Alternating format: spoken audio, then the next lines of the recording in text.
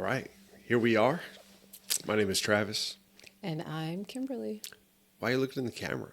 I don't know because I feel like that's where my Is that eyes, where your eyes are supposed to go? I guess so. Am I thought, supposed to look well, at you? well, yeah, they're watching us have a conversation. You don't like.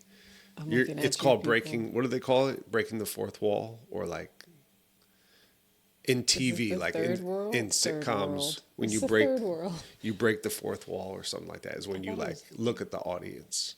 Okay. Do you know what I mean? Yeah. Maybe that's what we should call our podcast, the fourth wall.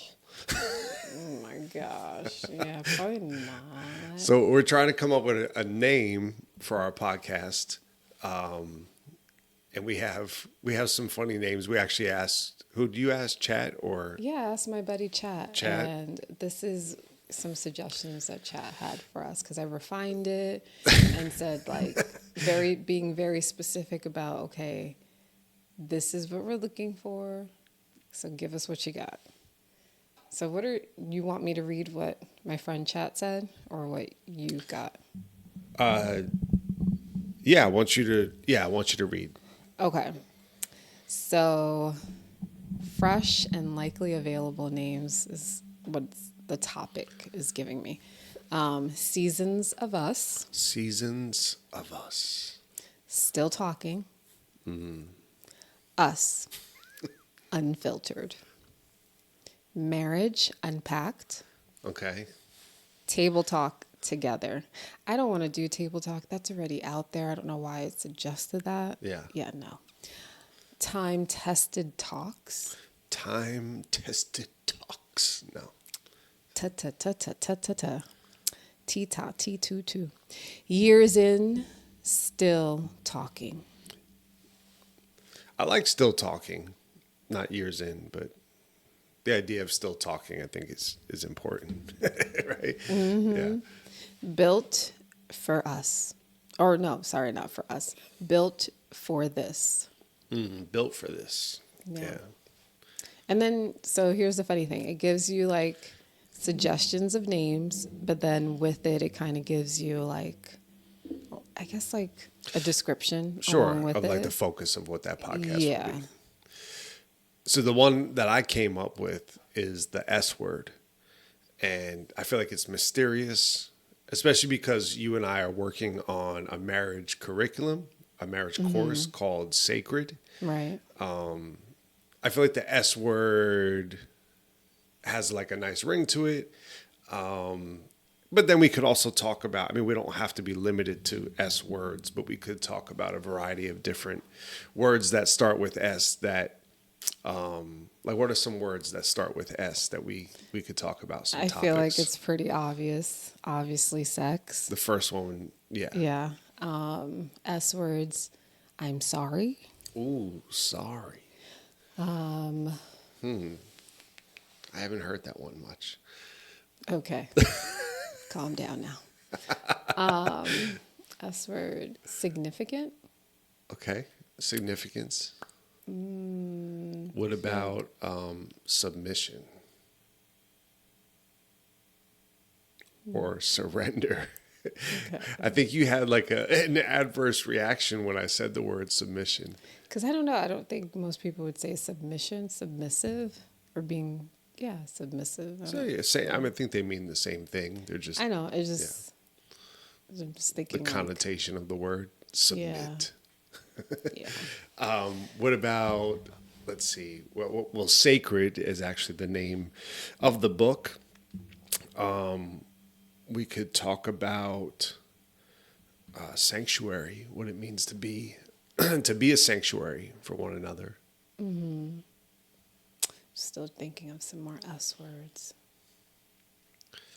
So we want to hear from everybody that's watching. What do you think our podcast should be called? In fact, this is on the Arc Identity Network. We have a ministry. We do discipleship training, identity training, hearing the Holy Spirit, all different kinds of topics. And now we're diving into this topic of marriage. After 19 beautiful years, right? We're diving into this topic. So, yeah, the S word. What about spicy? Spicy could be one. Spicy, and I mean, spicy is such a broad word Sure. that it could just mean some different things. yeah, different connotations to it. I feel like I need a dictionary. What else? Sure. Well, so we want to know. You said "still talking" was one of them that we that stood out to us. The S word, but maybe you have some suggestions. Maybe someone wants to leave a comment and they have a suggestion of a title or a name. So, do we have to pick it today? We don't have to pick it today. We don't. So we can actually do this for a little bit and kind of let it emerge, right? Let it be revealed. Yeah. What is the title of this podcast?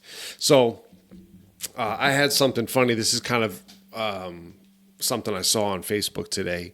But, we've just set up this. We're kind of dialing in the camera angles and making sure the audio is right.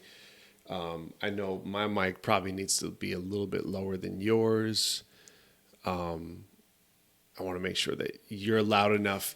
But there's also, consideration in marriage. We have to consider one another's camera angle, what works best for you, what works best for the lighting, right, for us both, and how do we make this just sound and look really good.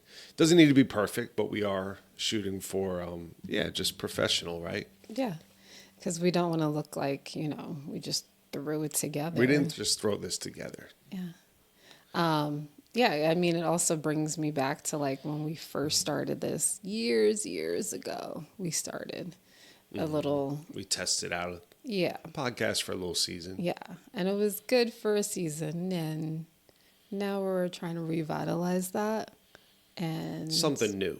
Yeah, this is a rebirthing of something brand new. And so, as you can see, my background, still working on it. I'm just trying to figure out, okay, what style represents me. Sure. And just kind of like what goes behind you on the wall. What is your wall? I want color. That's what I'm realizing. You want some color. I want some color. Yeah. Amen. Because I'm not sad beige. No.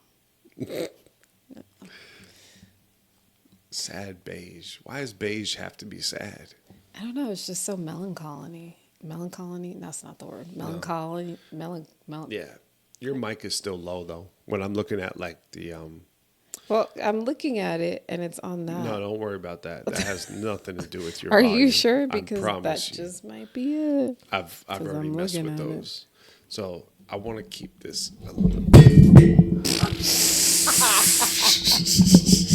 Mind you, I did not do that. You did not Hands do that. free.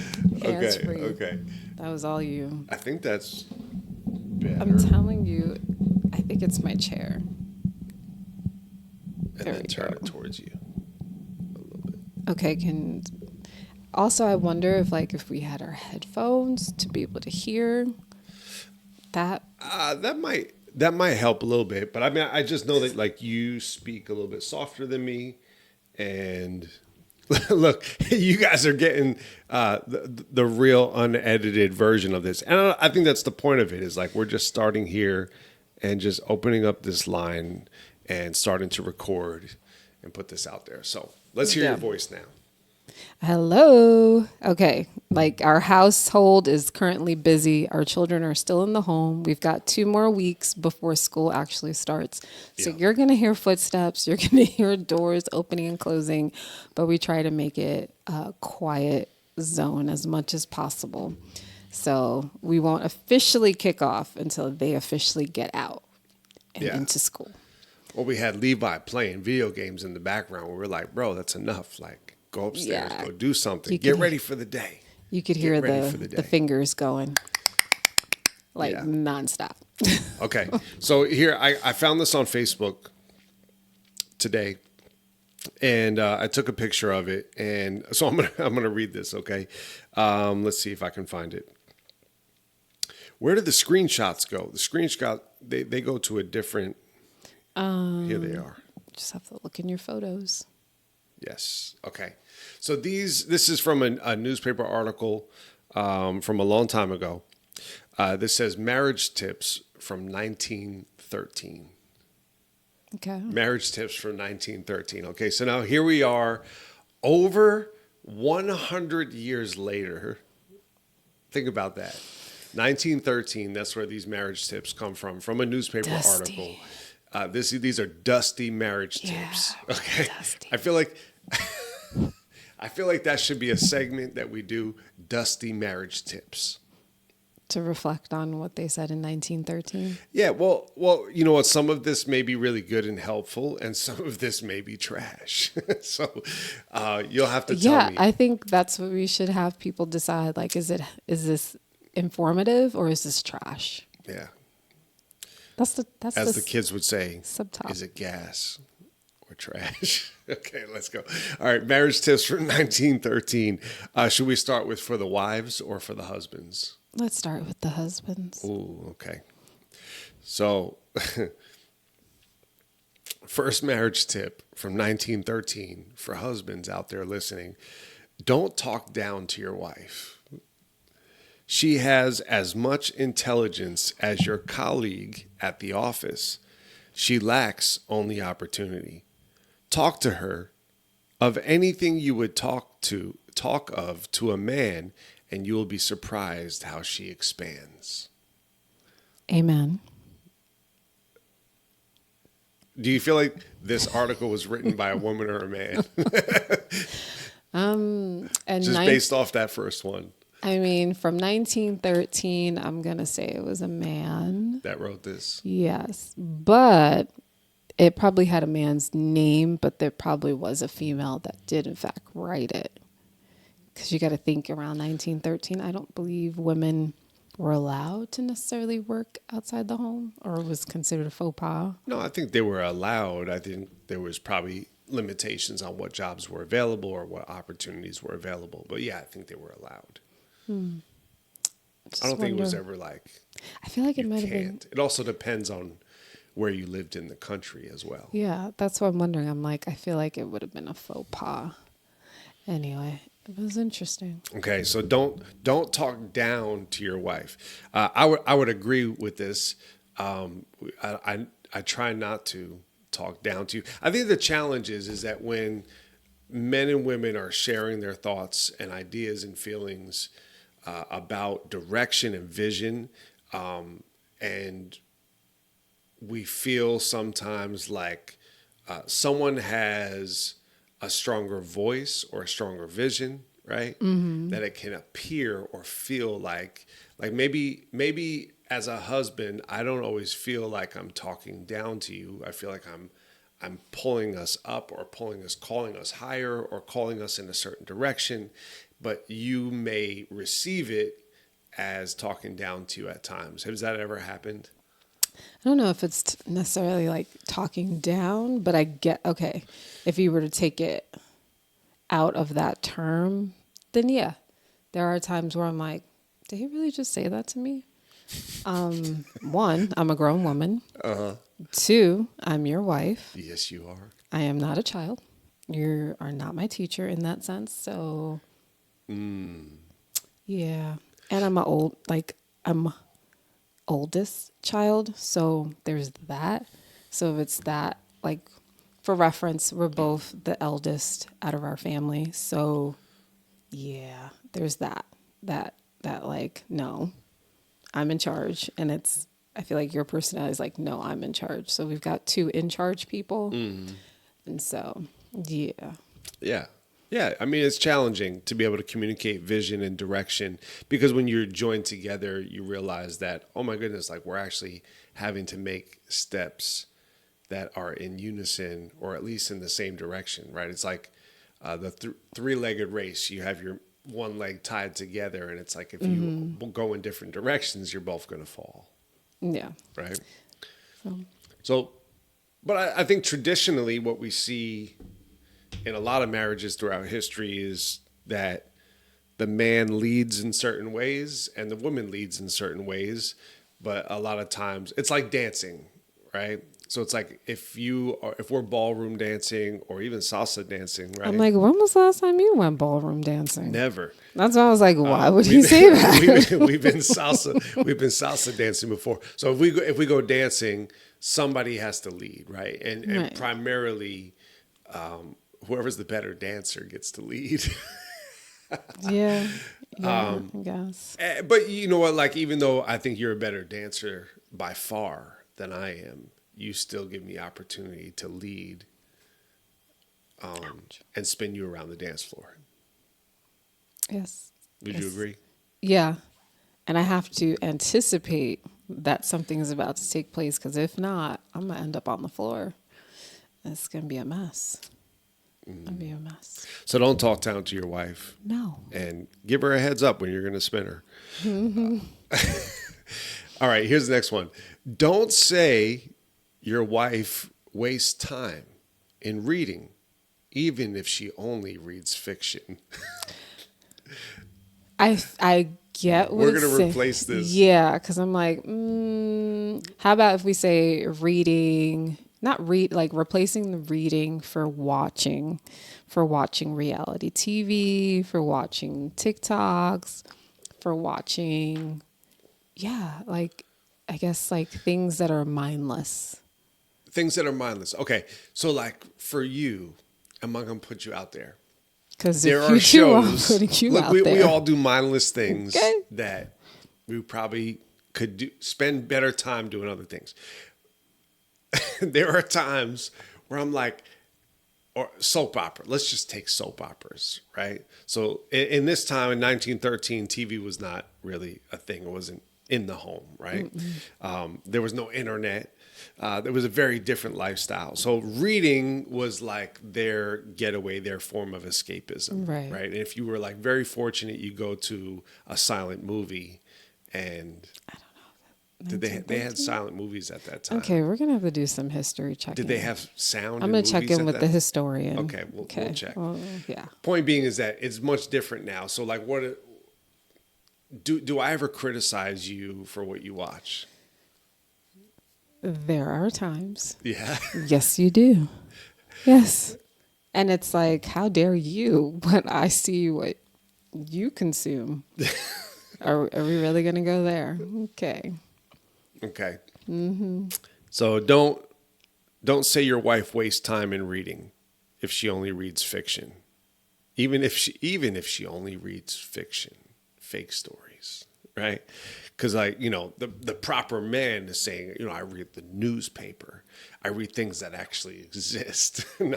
Okay. All right. Number 3, don't sneer at your wife's cookery or bridge playing or singing or indeed anything else she does. Don't sneer at anything she does. I don't really understand this. This is I out of think- my cultural context. Okay. So sneer meaning like I know almost what like sneer means. like but mocking, right? Yeah, Or to just like- kind of like, yeah. So like basically, not to like, I don't know, like be like dismissive, being dismissive about what it is that she What's cares to cookery, do. though?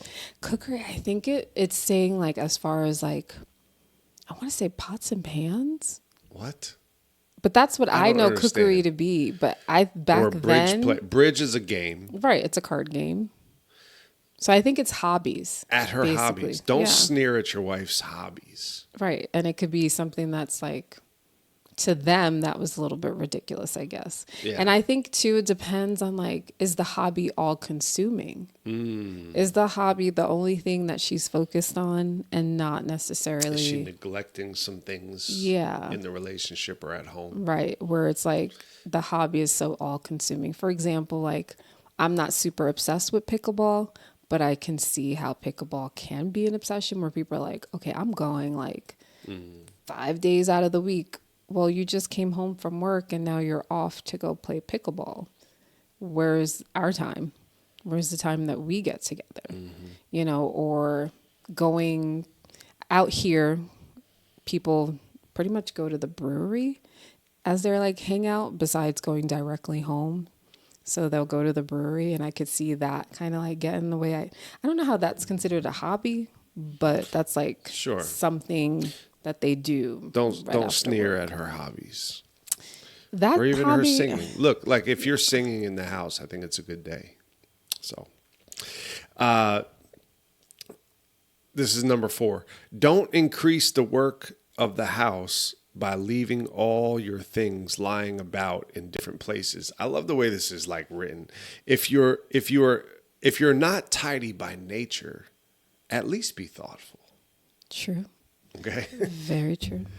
Don't make her life harder. Now look, this goes back to like kind of traditional house roles of husband and wife, as far as like, who cooks and cleans, who provides for the home, those kind of things. And I mean, we've talked about like these kind of things, like, and every family is different, right? Right. Traditional family roles and kind of breaking that down, and then even like needing 2 incomes in your household in order to survive and like actually thrive and have to be able to live the American dream, right? Mm-hmm. The culture has shifted where it's like, whose role is it to do these different things? And now that both people are working, how does that work? Yeah. I think when it becomes both people are working, then it's both people's responsibility. Like it's something that you're taught from an early age. Like, okay, at 6 years old, you're helping out, take out the trash. You're helping with dishes. You're helping with laundry. You're starting to understand what it means to like go grocery shopping because you're going with your parents to do these different things. Yeah. So it should already be established in you by the time that you enter into a marriage, where it's like, it's not all on one person, it's equal. But do you think that most wives in America, do you think that if they had the option, let's say like that the husband was able to provide enough through his career that they didn't need a double income, right? Because a lot of families need a double income in America. They have to, right? But if the husband was able to provide enough where they didn't need a double income, do you think most wives would rather be a stay-at-home mom and like take care of the kids in the household? Or do you think that women in general would rather be in the workplace? Oh, I don't want to speak for the whole female population. Right. But for me, I feel it's like one of those things where it's like, okay, if you grew up in a household where you saw, for me, I predominantly saw mom, aunts, grandmothers working and also providing for the home as far as cooking, cleaning, but then doing both. But then at the same time, at some point, depending on if you have kids in the home, some of those responsibilities were being passed on to your kids, as far as like taking out the trash, doing laundry, even preparing the food, as far as like cleaning the chicken, making sure it was well seasoned, and like getting that's going to be a topic at some point. Yeah. Just like making sure the house was in order when mom is out of the house. Like there was some of that responsibility being shifted. And looking back on it, it was truly helpful in learning some of those things. But at the same time, I feel like there might be some reservation about it, as far as like, okay, maybe now me being a mom and a wife, like that's should have been on me and not necessarily on me as a child on taking such responsibilities. But at the same time, those are those learning lessons that you need to have to be able to develop as an adult. So I feel like it's hard. I feel for myself, I did enjoy working outside the home, but I was trying to make sure I wasn't lacking or slacking at home on the things that I needed to do and make sure it was set up and established in the home. Sure.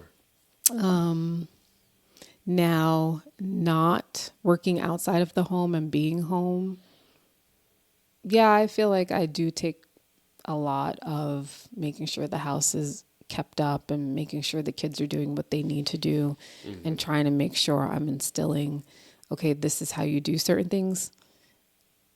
even though realizing with one child, he may not fully understand what it means to do things in the home and trying to make sure he gets that before he leaves the home. Yeah.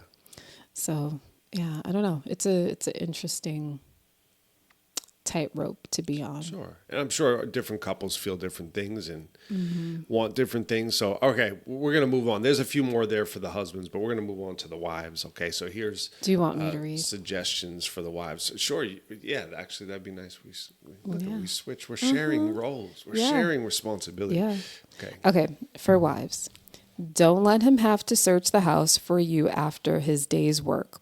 Listen for his latch key and meet him on the threshold. Honey, I'm home.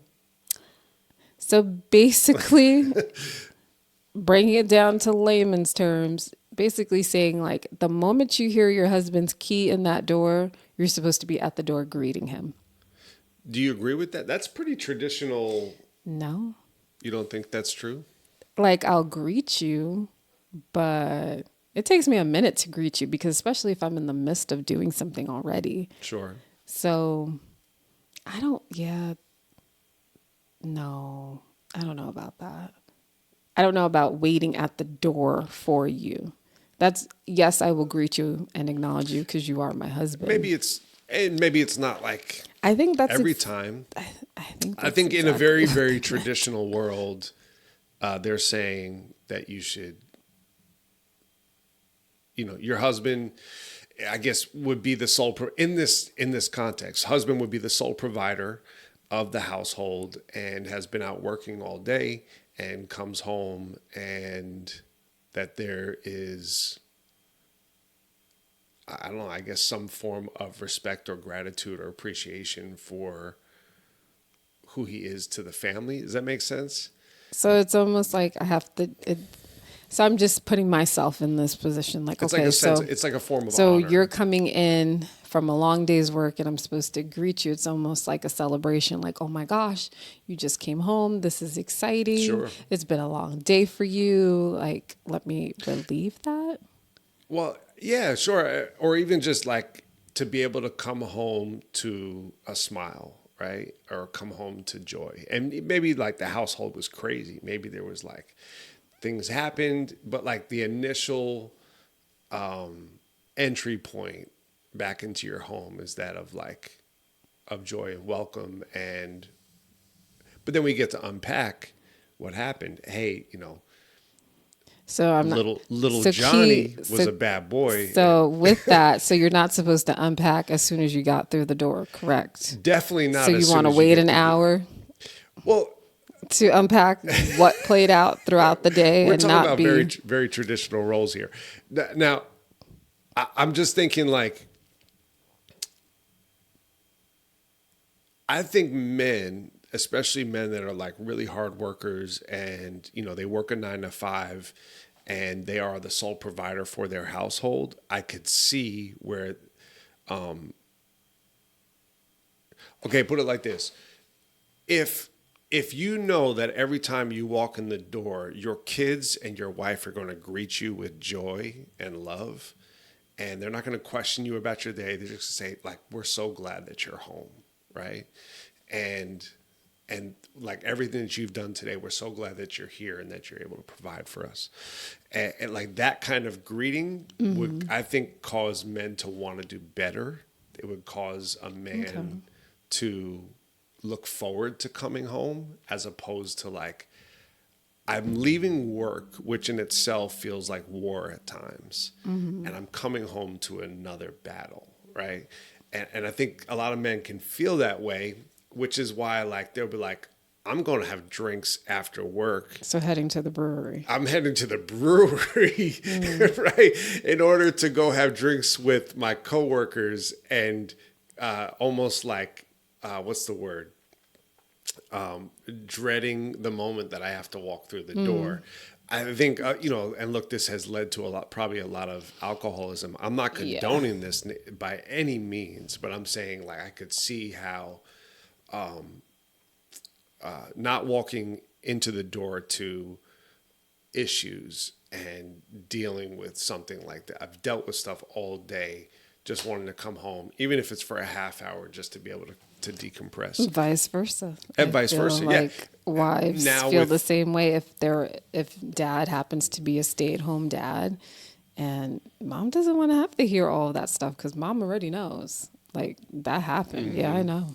It's so weird with like these different traditional roles, and for 1913, man, so much has changed in 100 years. Like that's wild. Okay, so number 2, don't say "I told you so" to your husband, however much you feel tempted to. It does no good, and he will be grateful for you for not saying it. I don't say it until Told you so. What would be another way to say that? Because I feel like most people would, I told you so, or didn't I see it, or didn't I tell you this was going to happen? I was right. Yeah. How often do I say that? Do There- I say it during the time, or do I wait days? There say are it? times where you've told me things, or you said, "Hey, watch out for this," and I told you so, and then it happened. I didn't say "I told you so." I said this was going to happen. This is going to happen. So, yeah, I mean, that's look. I think it depends on the security or insecurity of the man and where they're at in. Well, one being able to own their mistakes, right? Being able to trust their wife in the direction, and especially like, we're talking about, is this marriage godly, or is it they're just being led by their own wisdom? So it's like, especially in a kingdom marriage, we're talking about like honoring each other's voice, and like that you hear Holy Spirit, I hear Holy Spirit, and like God is not going to lead us in different directions. So, Right. yeah. Okay, so number 3, don't be discontented and think your husband not manly because he happens to be short and thin and not very strong. Manliness is not a purely physical quality. This is actually an interesting one. And like why it's in there, like I'm thinking about like in 1913, like what kind of, men were they talking about here? Were people shorter and like, Probably. right? I feel like people have gotten taller over the last 100 years. Probably, yeah. I think so. Or the average height. And I think too, like at that time, women were wearing heels. So it was like this, I don't know. I feel like they had this vision of what a manly man looked like, and was told in their upbringing, like, this is what a manly man looks like. And Well, yeah, because you think about like the shift from immigrants and settlers and like hard labor to people that were, farmers and cowboys and like, right, like these different like very hard labor, like physical jobs, to moving into like the industrial revolution, and now like urban living and sales and different things that weren't really as much. They just weren't as manly positions in society. So I just wonder like how that has affected women and their view of men over time. don't know. I mean, they're being told, don't be discontent.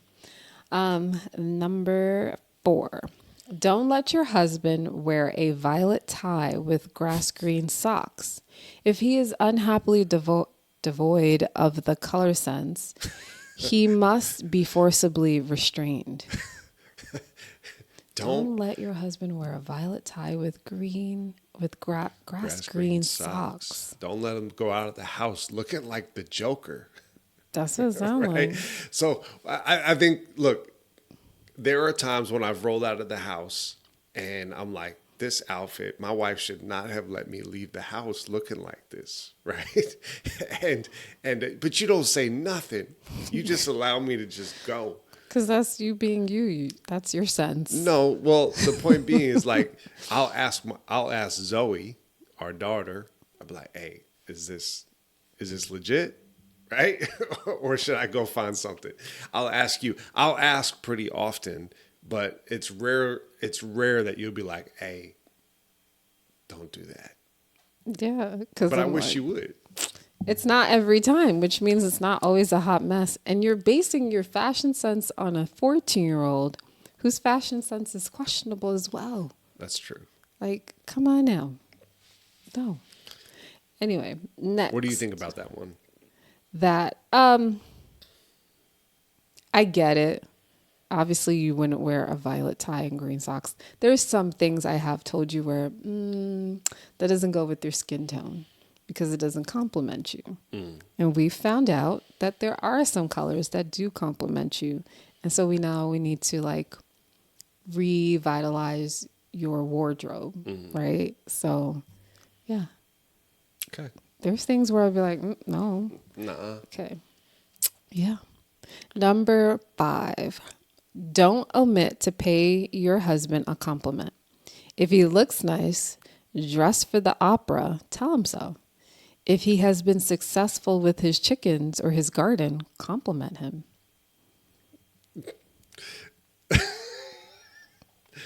Have I been successful with my chickens? No, you have not been. We used to have a chicken coop, and I just gave up. I think there was a coyote or a fox that had gotten one of the chickens, and I was just tired of taking care of these chickens, and they weren't even producing really that much, right? I feel like the feed that we were feeding these chickens cost more than what normal eggs would cost, and maybe I was wrong, but Yeah. we just gave up, and we ended up letting the chickens out, and that didn't go so well for them. No. R.I.P. to the chickens. Okay. Well, how do you feel about complimenting your husband? I feel like that's not a stretch. Like I compliment you on certain things, but it's not often, and it's not because you're doing anything bad. It's just, I don't know. I think it's realizing like, oh, I need to compliment him on that, and just, I guess, acknowledging it for myself. Like that's what he enjoys hearing, especially if he's done it well, to be sure to compliment him, because that is his love language, is to be able to hear those words. Not from anybody. Like I honestly, know I it's don't not like from compliments from other people. I think it's more like from you. I really value that. I think most husbands, and I don't know if wives fully understand this, the value of building your husband up and what that does to his mental state over the course of, let's say, 10 years. If you build a man up over the course of 10 years with your words, like you get to shape the man in a way as a kingdom wife, as a Christian follower of Jesus, you get to shape the confidence and the quality of the man that you will have 10 years from now, right? So it's like, and this is for all the wives out there. Look, and you know, actually it goes both ways. Your partner, your spouse, right? Your husband or wife, you get to shape who they become with your words. And if you tear a person down over and over and over again, right? Mm-hmm. Eventually they may begin to become that, or give you back what you're sowing into them. So I think it's really important that even when someone falls short, even when someone makes a mistake, you call them higher, you encourage them. And I think we can all do a better job of that. But I think that's where it gets difficult, when you're in the midst of whatever that is. Sure. Like that's building up on the inside, to have to be able to call somebody up higher when you're not satisfied with that person. Yeah. It's like, how do you work through that? How do you get to that point of like, well, oh, I'm so dissatisfied with this person, but you're so good. Like you're like, how do you just, I don't know. you know what I mean? Like in the midst of it, I don't know if in the midst, I don't think maybe an hour after or two, once you can like, yeah, come off of and bite your tongue before any other words come out your mouth that you're spewing at that person. Sure. Or whatever is festering, you're like, I need an hour or two. Let me come back to you, because it's not going to be good. I think it's something of maturity And it's not to be disingenuous, right? It still has to be authentic. Right. But I think An there's hour or ways, two later. an hour or two later, you can be Yeah. authentic. So I think sometimes it's like in the midst of like when you go through a trial or somebody falls short, or let's just use when your husband loses his job, right? Or your husband is struggling to provide for your family or provide to the level that you think your family should be at, right? And it's like, okay, well, what does this man need to hear to push a little bit more? To what does he need to hear in order to maybe the wind has been pulled out of his sails, right? Maybe he feels like giving up. Maybe he feels discouraged. Maybe he doesn't feel like he has what it takes. And it's like, women really, I think, I believe, and you tell me if I'm wrong, but I think women really desire a man who is confident, who knows where they're going, and they're just going to lead. And that's good if that's most of the time, but every man goes through seasons where it's like, I don't know if I can continue in this. I don't feel adequate, or I don't feel like I have what it takes to do this, and this, right? So it's like we need to hear that from fathers. We need to hear that from mothers. We also need to hear that from the ones we love, So I think oftentimes there are women that want a man to just kind of have his stuff together, quote unquote stuff together. Sure. But realizing like those that are coming into their 20s and 30s, you don't necessarily have to have your stuff together, is what I'm realizing. And not to say either that you want to be the person to fix that person, but you want to be able to help that person. And what does that look like? How can I help you? How can I lift you up? And I feel like those that are in their 20s to 30s are figuring that out versus, I want to say versus the ones that are already in their 40s and don't fully grasp that, what that looks like, and how do we get to that point of helping and uplifting your spouse when you weren't taught that, like, okay, now you have to learn that. Like, what does that look like? How does, God and Holy Spirit want us to move in that, and how to be able to pour into and see when your husband is not doing 100%, not feeling his best. So how am I supposed to encourage him? And that's when, being able to rely on Holy Spirit and just saying like, I need guidance on this. I don't know how this or what it looks like, because I myself may have not been taught how to do that. So now I'm learning how to do that. Which is why in like this sacred marriage course that we're writing, we're inviting people to ask the Holy Spirit, God, when you look at my spouse, when you look at this person that I'm in union with, what do you see? Regardless of what's happening on the outward circumstances, whether they feel accomplished or successful, or they're lacking, or they're sick, or they're whatever it is that they're feeling, but like, God, how do you see this person, right? Yeah. And then I either get to agree with what he says about you, or I get to argue with him and deny it and continue in a way of thinking where I'm seeing you in a certain light, right? And vice versa. So it's like, are you going to accept his word over my life, or the way that you're perceiving me, right? Because our perceptions can be way off, and we don't see people in the fullness of their progress, And I think part of it is like, can we see past the current circumstance? I think you and I even talk about this sometimes, where like, I'm like, I have this vision for this ministry, and it's like for our family and this legacy. And it's like, can you see this with me? Can you see 10 years down the road of what this could be, what it could look like? And if we would build this together, like what it could be, right? And I think sometimes that's hard for us to completely visualize and then put our faith into that, Yeah. Because even I know there are women that are just like, well, I just need my husband to understand where I'm coming from emotionally, and just being able to hone in when your wife is not doing her best either, and how you as a male are supposed to like uplift her and do all these things. It's not necessarily we want you to read our mind, but to know the cues. You got to be able to know the cues just the way we're supposed to know the cues that are coming from you when you're not verbalizing it. Sure. You know? Or even when we're short with one another, there's times where I can be on edge and I can be short. And am I lashing out for some reason? Yeah. No. Yeah.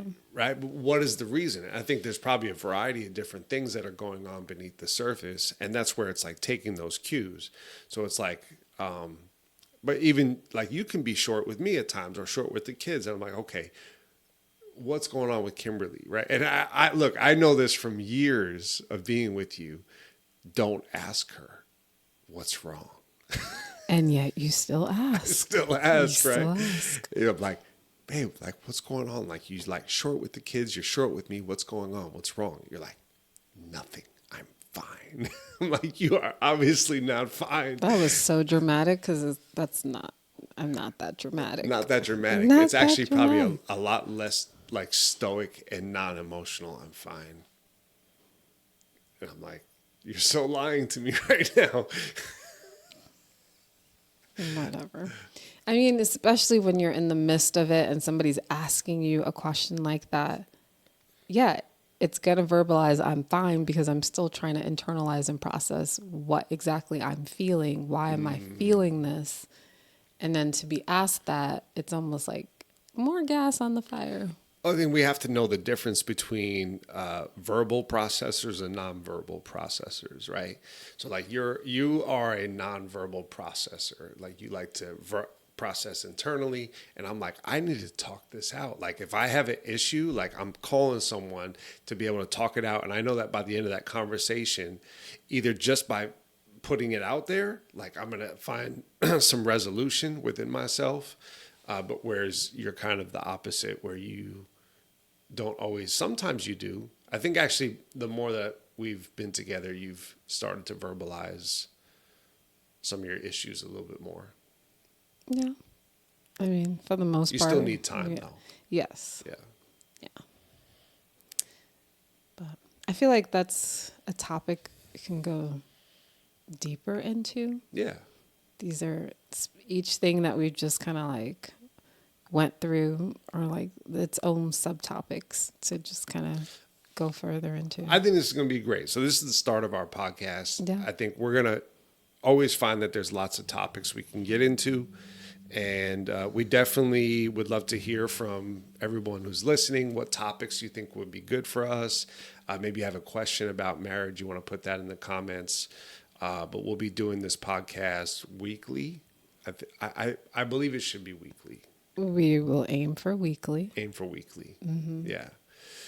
So we'll be recording this and potentially going live, which I think would be great, to even be able to interact with people as we're chatting. Yeah. I think that would be pretty cool. We could do a coffee and matcha date. Coffee and matcha. Maybe that's the name of our podcast. Maybe. I'm the coffee and you're the matcha. Yeah. Chai is tea in Indian, right? So, yeah. What about coffee and chai? Maybe. Something like that. We'll let the people decide. Okay. We need a name for our podcast still. We're talking about the S word. Yep. Coffee and chai. Maybe. Maybe. And then the list of Still names I talking? gave, they're still talking. So the list that I gave you guys earlier, those are some other suggestions, and there was more. Yeah. There was more, but We need to find the right name that fits. I still like the S word. It's still kind of like, I just feel like there's so much we can unpack there. yeah. And it really does describe the heart of this, that marriage is sacred and it's worth fighting for. So, Yeah. That's our tagline. It's worth fighting for. It's worth fighting for. Yes. All right, you guys. All right. Thanks for tuning in. Bless and we'll you see you all. next time. All right.